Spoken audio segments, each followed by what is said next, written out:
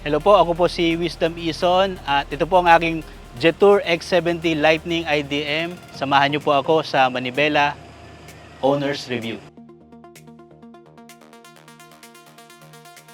Ito yung napili ko kasi nauna, kailangan ko sa trabaho, kailangan ko ng malaki, spacious, tsaka mailalagay ko yung mga equipment ko na mabibigat.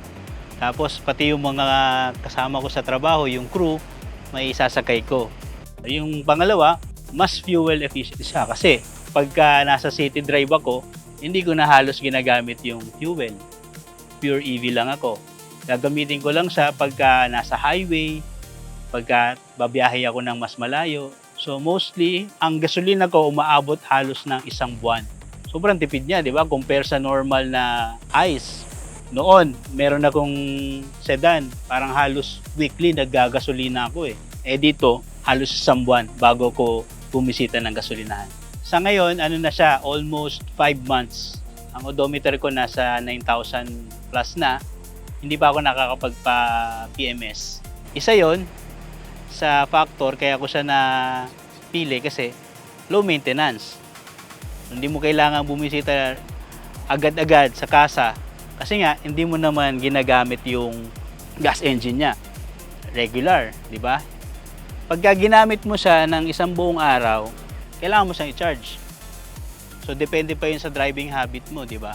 So, halos daily, nag-charge ako sa bahay. So, kung halimbawa, gusto mong bumili ng ganito, kailangan meron kang charger sa bahay para mas ma-appreciate mo lalo yung ganitong klase ng sasakyan. Sabi kasi nila, pagka nag-EV ka, hindi pa naman lahat ng lugar meron ng charging station. So ito, isang factor, yung pagka naubos yung baterya, automatic, bubuhayin niya yung gas engine. Susuplayan niya yung baterya. Tapos kapag tumatakbo ka pa, sinacharge niya yung baterya. Meron siyang tinatawag generative na technology. Nagtutulong na yung baterya mo tsaka yung gasoline para magpatakbo ng sasakyan. Yun ang kinaganda ng plug-in. Siyempre, bago ko siya bilhin, nagko-consider ako ng ibang brand. Nung nakuha ko na siya, isa kong kaibigan na kumuha na ng normal na SUV. So, isa yun sa kinoconsider ko.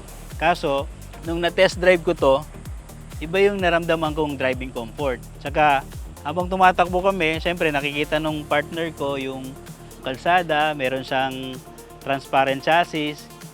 Eh, syempre, pet lover yung kasama ko, yung partner ko. Nagustuhan niya, kaya yun yung deciding factor. Sabi niya, sige, okay na yan na lang kasi pag may tumawid daw na pusa, makikita.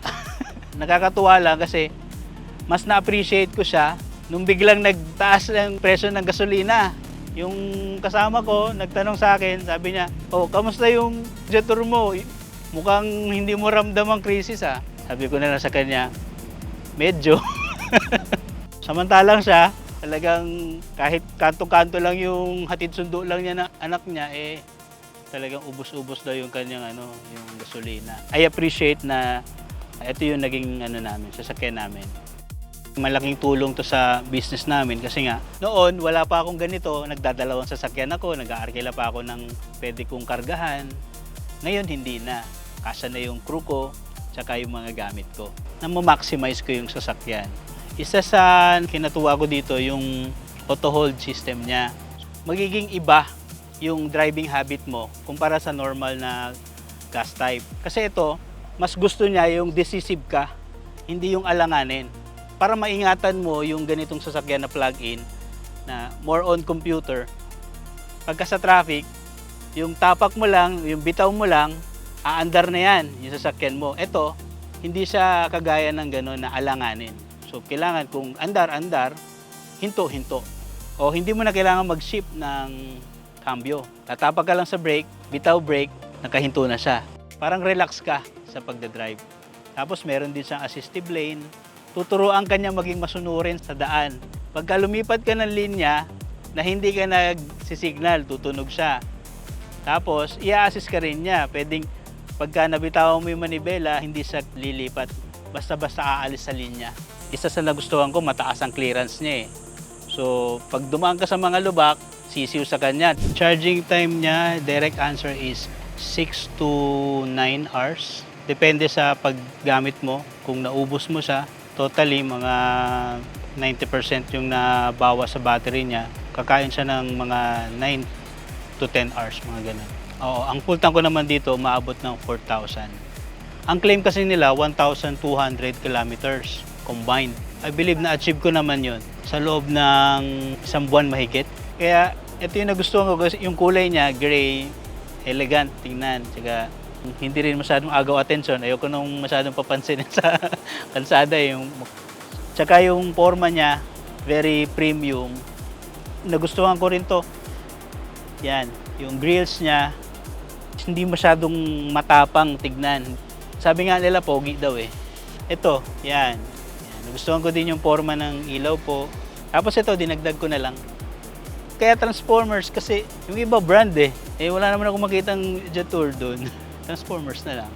Ito, nilagyan ko lang din ng ganito, EV. Para makita nila na electric vehicle din. Ayan, ito. Marami siyang sensor. Andito yung camera niya. Ayan, camera. Tapos dito may camera din sa gilid eh. Sa ilalim. Ito yung charging port. So ito, ayan. Dito mo i-charge. Ito naman yung fast charging niya. Hindi ko pa ito nagamit yung fast charging niya. Medyo hesitant pa ako kagabi. Nung nagpapa-car wash ako, meron din silang charging na DC. Sabi kasi nila parang mas mabilis yung pagka-deteriorate ng battery pagka lagi mong ginagamit yung fast charging. Ito yung sa gas tank niya. Hindi ko kabisado yung pagbukas nito kasi minsan lang ako magpagas eh. Yung mga gasoline boy lang nagbubukas niyan eh. Ngayon ko lang ito nabuksan eh. Okay. So ito hydraulics na siya. Kaya hindi mo na kailangan i-baba. So ingat lang. Kailangan i-advise yung mga kasama nyo sa bahay o yung mga sasakay na huwag na ibaba kasi pwede masira yung hydraulics niya. So pipindutin lang to para ibaba.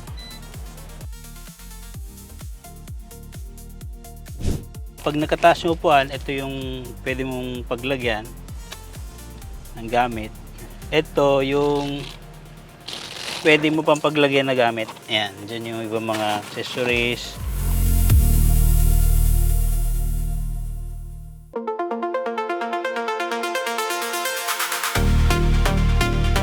Ito pala yung isa sa mahalaga. Tawag dito yung V2L. So para magamit mo yung sasakyan mo as generator. Isa rin to sa kinonsider ko talaga na sasakyan kasi pwede ka nang mag-shoot sa ibang lugar na walang kuryente. Parang giant generator na rin siya. Basta meron kang ganito. Ayan. Pagka binaba mo, pwede mo nang paglagyan ng maraming gamit. Ayun, so ito. Pinaka-charger niya. Saka ito, ano ba to? Payong ng Rolls Royce. Ito talaga yun eh. Dahil dito sa payong kaya ko ito binili. Ang totoo niyan, yung features niya na key fob, yung, yan, kagaya niyan. Yung features niya na keyless entry, in-off ko kasi yung parking nasa bahay, tapos yung susi, lagi lang nakasabit doon. So, nade-detect niya. Pwede daw kasi ma-drain yung 12 volt battery pagka ganon. So, in-off ko na lang muna. So, kada pupunta lang ako, mag-manual lang ako. Yan, yan. Disadvantage, siguro masasabi ko, ito, medyo mahaba yung kanyang hood. So, sa mga masisikip, medyo alanganin, magtatansya ka. Pero, mawawala naman yung kaba mo kasi meron ka namang 540 yung camera. So, yun, isa yun. Tapos, wala siyang ekstrang gulong. May binibigay na sealant.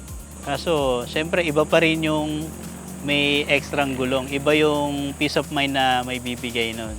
Ang isa pa, yung gulong niya, minsan nag-aano siya yung pagka sobrang bilis mo, tsaka pagka masyadong stiff, nag-skid siya minsan.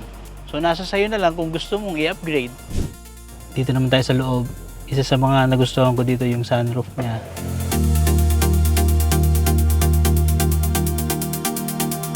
Yung ibang sasakyan, hanggang dyan lang. Ito pwede mo buksan totally. Lahat. Di ba? Pag kumain ka dito, pwede mo buksan yung taas. Mas mabilis mawawala yung amoy ng pagkain.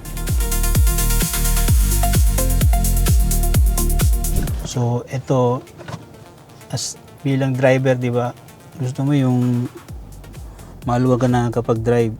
Pwede mo adjust yung puan mo. Depende sa gusto mong layo. Yan. Tapos ito, nandito yung pinaka-control niya. Yan. Tapos meron din siyang anti-lag kit. Sabi nila, yung puwet mo dyan ka likod mo. Kung gusto mo ng malamigan, pwede mong i-on to. Yan, hanggang 3 yung lakas niya. Yung iba nandito sa upuan eh. Ito nandito. Gilid. Yung iba naman gusto mainit. Yan, lalo na yung mga may edad na gusto mainit yan eh. Parang hot compress. Malaking bagay yan. Sa manibela, ayan, pwede mong adjust tong manibela mo kung gusto mong malapit sa iyo, kung gusto mong bababa, kung gusto mong mataas. Ayan, pwede mo rin adjust yan. Ayan, depende sa gusto mong layo. Yung dashboard niya, sakto lang naman yung laki para sa akin. Ayoko din ng obstructing na yung masyado yung laki. May hiwalay din siya ditong pindutan. Tapos meron din siyang air quality ionizer. So yan, para at least yung dust mas malinis na hangin yung ibibigay niya. Yung iba kasi masyadong maliit na, no? Yung ito, okay lang naman sa akin yung ganyan. So gaya nga na sinabi ko kanina, parang hindi mo na masyadong nagagamit tong cambio pagka naka-auto hold ka.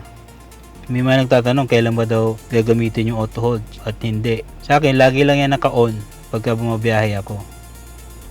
In-off ko lang yan pagka magpa-park na ako. Sa hazard, parking. Meron din siyang control dito ng volume. Dito rin meron kang control. Pwede hindi ka napindot ng pindot dito. Tapos dito naman sa kabila, tire pressure mo. Makikita mo dyan kung pantay-pantay ba o kailan mo na magpahangin. And dito meron ka ring driving information dito kung ilang oras ka na nagda-drive. Tapos yung recent 50 kilometers mo, yan, nandyan yan. Nandito, i-scroll mo lang yan pababa. Yan. Eh, malaking bagay din to sa akin kasi nakukompute ko yung tinakbo ko. Meron kang actual data o resibo. Naglagay lang ako nito, binili ko lang online tong air vent kasi pagka mainit ang panahon, kinukulang sila kasi nandito lang yung aircon niya. Isa yun sa downside nga. Yun din, yung third row, wala ring air vent. So, pagka doon ka na nakapwesto, talagang kawawa ka. Yung nilalagay ko doon, yung pinakamakulit na kasamahan ko. So, ngayon, ipaparamdam ko naman po sa inyo ang power at driving comfort ng Jetour X70 Lightning ITM. Let's go! Sa daily drive ko, masarap i-drive itong sasakyan na to kasi nga very light. So kung ikukumpara sa normal gas type, ang percentage ko sa driving comfort is plus 50%. Sa hatak at hatak, malakas ang hatak nito. Hindi ka mabibitin sa akyatan, tsaka sa mga overtaking, hindi ka mabibitin. Yung partner ko nga, yung misis ko nga, pagka binibilisan ko, mararamdaman niya yung torque biglang. Kaya sabi niya, uy, naiiwan yung leg ko. Pagka ang takbo mo, ganyan lang kabagal. Pag lumiko ka, i-a-appear niya na kaagad yung yan, camera. Automatic yan. Pero pag tumatakbo ka ng mabilis, hindi yun lumalabas eh. So ngayon, itry natin ilagay sa HEV. So, seamless lang yung transition. Ngayon, hindi pa siya kaagad nabubuhay yung engine niya pag ganyan. Pero naka-HEV ready ka na, hybrid na yan. Pwede na niyang gisingin anytime yung gas kapag kailangan mo at talagang tumapak ka ng madiin, kagaya niyan, bibilisan natin. Oh, gising na. So, nandyan yung mixing ng kung paano tumatakbo yung sasakyan mo. Pag puno, hindi yung ramdam pagka puno yung sasakyan. Maganda pa rin ang performance niya. Biniyahe ko nga ito ng Apalit na pure EV nakaraan. Tapos sinubukan ko, puno yung sakay ko, 5 tao. Tapos hinataw-hataw ko kasi medyo nagmamadali. Nakarating kami doon, meron pa akong mga 30% na battery. Mga 90 to 100 na takbo. Kasi yung iba, ang sabi nila, pagka daw EV, limited lang yung takbo na 40 ganyan. Hindi totoo yun. 100 kaya niyang takbuhin. Yun kaya lang, mas makonsumo sa battery. Depende sa tapak mo. So kung gusto mo maging fuel efficient, drive with intent.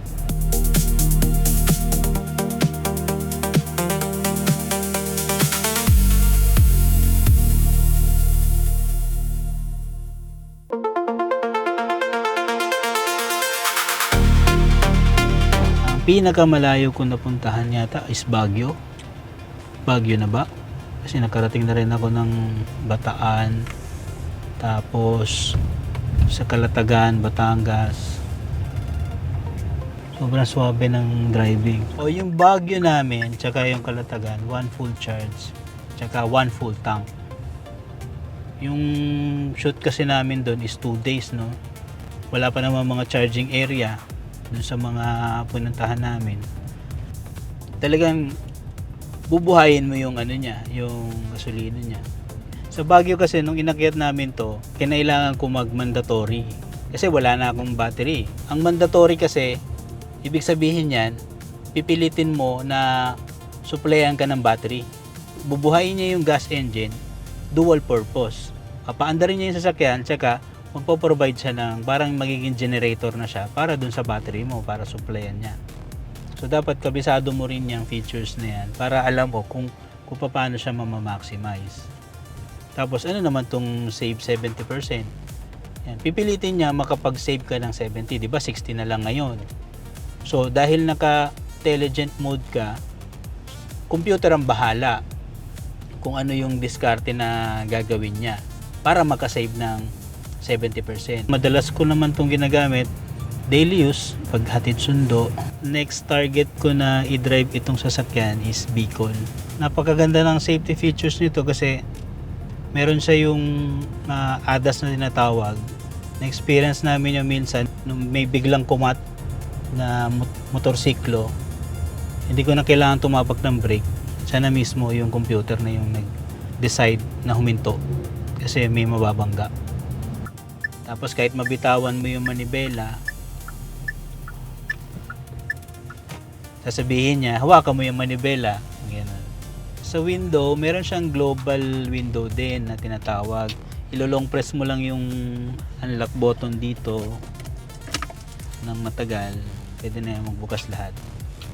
Hindi ko pa na-try ito na umaandar so hindi siya mabubukas.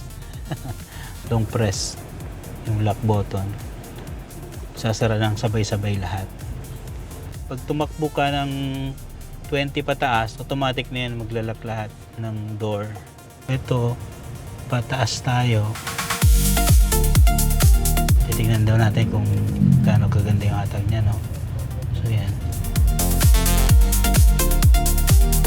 Naka pure EV lang tayo.